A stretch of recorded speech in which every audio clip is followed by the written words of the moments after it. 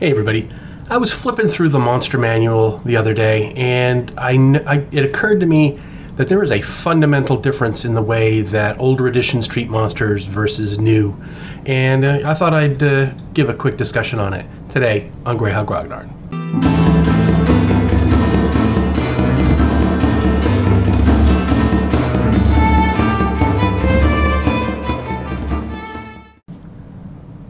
So one of the things I've noticed in newer editions of D&D is that the monsters are given a lot of cultural background, right? There are special roles some of them have. A lot of them have all kinds of history and culture and things built into them that you don't really see in earlier editions. So, for example, I just picked one at random here. Pixies. They're magical fairy folk with that appear in the Feywild and on the material plane. Pixies etch patterns of frost on winter ponds and rouse the buds in springtime. They're tiny tricksters, so they give personality traits. They're opposed to violence. Some of the others actually have different subtypes of the monster. So, for example, we've got Hobgoblin Captain, Hobgoblin Warrior. I think Orcs go even further. Kobolds, we've got Winged Kobolds. Let me just see real quick here, because I think the Orcs are a perfect example of this. So here we've not only got regular orcs and war chiefs, we've got the Orc Eye of Grumsh and so forth. And this is something, the cultural stuff, the background, the fluff, if you will. I don't like that word because it implies that it's not important, but it can be very important. And that sort of material for monsters ties them into a specific manner of behavior. Very, very specific, way beyond alignment. Although this does speak to the question of, in recent months, we've heard that they're going to be removing alignment restrictions from monsters in 5th edition, or they already have, I think, in some of the books. And I think that is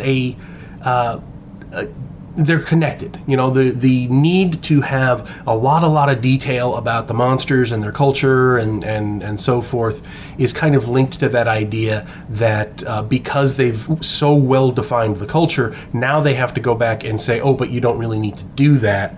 If you're a DM, you can follow whatever you want to follow. Here's a rule saying you can do that, and it's always been in there. Even in 5th edition, there's a rule saying, the dungeon master makes up the rules, although a lot of people don't really follow that. Whereas in something like 1st edition, you don't really get that level of cultural background and history in the earliest stuff. So, for example, if I go to Pixies here,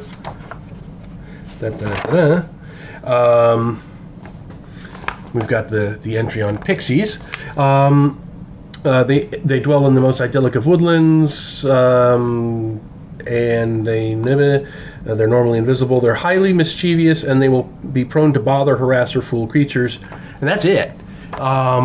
There's no special kinds of them in there. Same thing with orcs.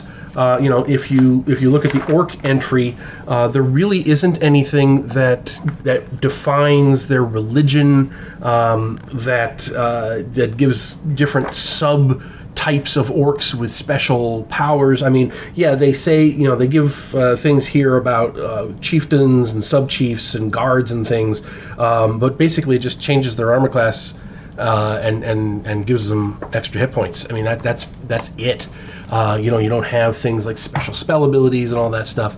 And I think that gives a lot more flexibility, because in a system like this, where things are very just kind of sketched out, if you will, you can have orcs that worship Balzabul. You could have orcs that worship Grumsh or whatever.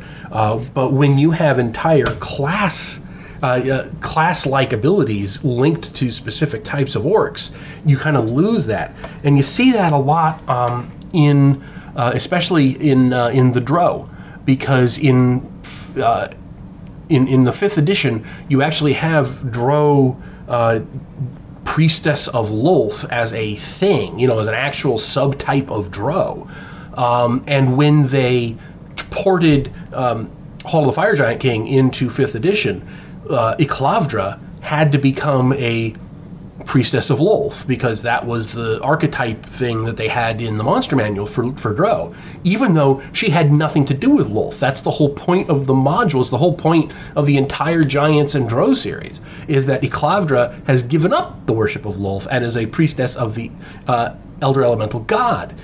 But you don't have that in a system where everything is so spelled out and so linked to game mechanics. And it's that linkage between the fluff, between the background material and the mechanical material, that kind of ties your hands and forces you to do a whole lot more work than if you're just creating it from scratch. Now, you did see this tendency start in 1st edition, without a doubt. Especially with the Drow, when they were introduced in the Fiend Folio, they give a lot of things, and they mention the worship of Lolth specifically, but you don't really see the priestess of Lolth as a thing. Drow can have clerics, but they can be clerics of Lolth or of the Elder Elemental God or some other deity. I mean, you can have a Drow priest of Grast if you wanted to. They do have the matriarchal society kind of built in, which is one of their features. But again, it's more implied than anything else, because it's implied by the fact that Drow females can go to higher levels in certain classes and so forth. In the way they're structured in the newer editions, and this probably goes from, I don't have 2nd edition a Monsters Compendium handy, so I can't really do a comparison, but I'm very sure that the trajectory from 1st edition to 5th was an increase in that cultural, historical, psychological material linked to monsters, and then in turn linking it to mechanics, especially in 3rd edition and 3.5, which were much more mechanically focused than you get in 1st and 2nd.